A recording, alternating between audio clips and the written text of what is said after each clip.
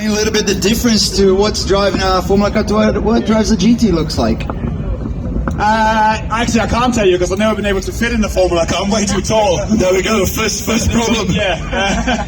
And obviously quite a heavier car to drive, and we also do endurance racing, so a slightly different aspect of it, but driving is driving. So I'm going to try and talk you through a little through the lap here around Las Vegas. So obviously we're coming down the start-finish straight here. Obviously absolutely unique pit lane here on the left side. It's compared to any other track, it's really spectacular here. So yeah, really take a moment of like just to experience as we go down. So turn one, it's the second shortest run to the first corner here.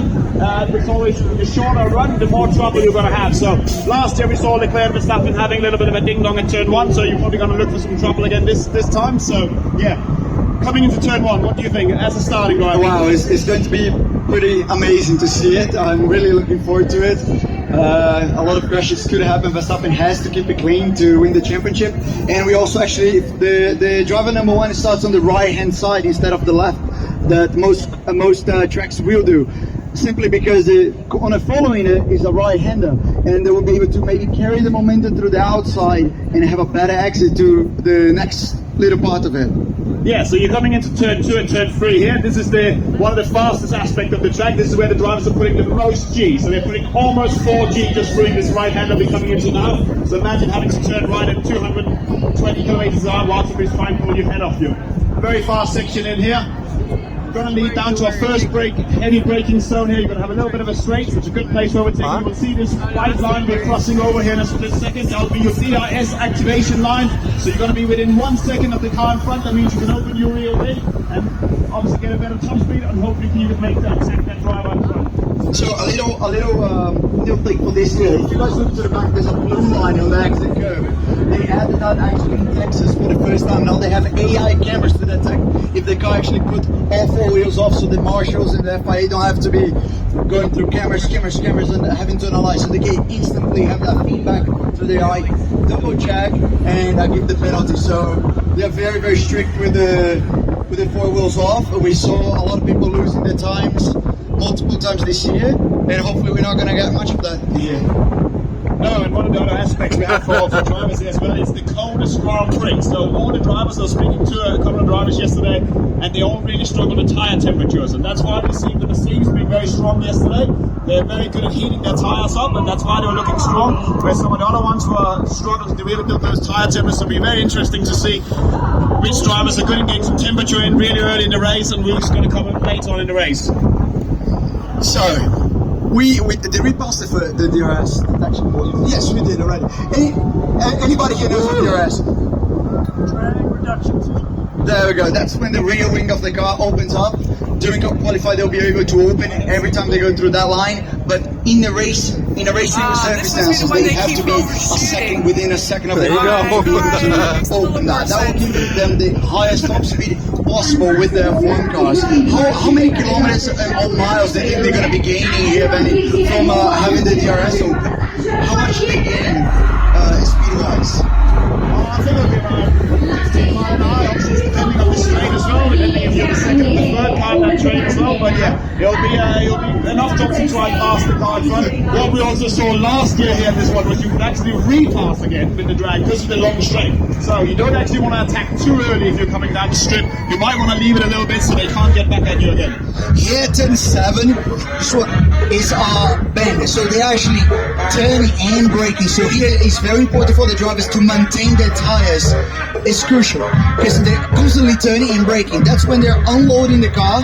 They are never in a straight line, so it's very crucial here, this braking point, not to damage your tires early on and have a disadvantage throughout the race. So the driver is the one that's going to activate the DRS, but the steering wheel will be flashing, telling you, hey, open. Not like that, but it's just going to be flashing in your face.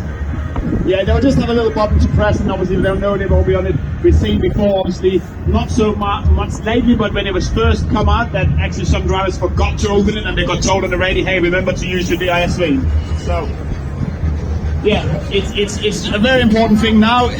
Some people hate it about racing, some people love it, because is it a fair overtake with DRS nowadays compared to the old days, but it does make the racing a lot more entertaining. Well, because of the wings of these cars now, they're so big, the cars are so wide. They kind of need a little extra help to overtake, because otherwise, when you're following a car behind, you lose your whole aerodynamics. So it's really hard to go. So guys, thank you, marshals. I really appreciate it. So our great marshals here to make this possible.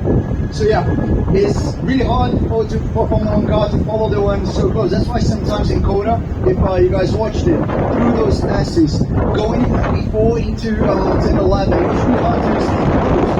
And sometimes, even though the street was so big, they couldn't make the overtake because they had already fallen out so far behind by the time they got to the braking zone and in the straight. Yeah, it's obviously because it's track is so long straight, it is very important straight on speed here. And on the subject, I don't see too many we saw them doing somewhere yesterday that they really struggled with their wheeling. And they had the wrong wheeling, and they're really well parts off the track. It's be interesting to see how goes in the F3. Well, it was really exciting actually to see Max is struggling. To be honest, I enjoyed that a little bit, but we know Max, when he comes to qualifying, he always has like a second in his hands. He's always hiding. It's just Max. He knows what he's doing. He doesn't need to drive much. As soon as that car is dialed, we cannot count him off for qualifying to set incredible lap. And in Brazil, started from the back, one of the most amazing drives I've ever seen in history. Honestly, it was fantastic. Yeah, no, it was a championship drive. You got to give him that in the conditions. He was a league of himself that day. So yeah, you never write him off. Even though he's not doing too well yesterday, we know he's going to be there somewhere around there. But yeah, it'd be interesting to see if it's Mercedes, McLaren, or it's Ferrari as well. Be a very close qualifying. I think it also got to be very important if you get a toe in qualifying, because it can mean a lot here yesterday. I mean, we know Red Bull was losing 8/10 in straight line speed alone yesterday, so it is very important. So it's like Charles last year. He literally got 2 toes on his fastest lap. He got 1 toe here, 1 in the other straight from 2 cars that were just like on the cool down lap coming back into the pits, which that helped me massively to take pole position. Now we're at the longest straight. This second largest straight, I believe, in the Formula 1 calendar, correct? I think it's the longest actually, isn't it? I think it was just yeah, sorry, but it's the circuit where you're on full front the longest. So, but yeah, super special straight. It's actually quite funny just to you look backwards and just see how long the straight is. Quite time the whole way, 20 mile an hour at the end of the straight here. So yeah, super fun. And I believe also they moved the areas detection further down because it was, as you said, they were able to re-overtake. So they had to move the line a little bit down. I don't think we even passed it.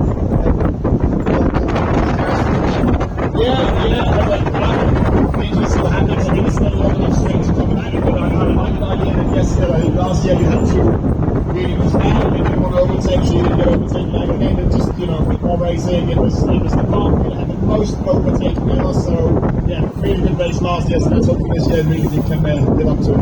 And before the Grand Prix, all the drivers were a little bit reluctant about the track. They didn't know what to expect. They were like, I'm not too sure. When they did some tests in the first practice, they were like, it's okay. But when the race came, they said it was one of the most fun. But this is also where the manhole flew off, almost breaking signs, unfortunately, but luckily nothing happened. I feel really bad to Ferrari that they had that penalty, even though it wasn't their fault for changing the top of the car. So we actually have Ferrari fans here. No Ferrari fans? McLaren fan! Red Bull! So, I think we're going to stick with McLaren then. Well, London did super well yesterday. It's really good to see. He's between 2 Mercedes. That's great for him actually. Yeah, it's he's won the championship and he's fast maximum up there in top circle. It's a good chance still. We need more. That's the point. This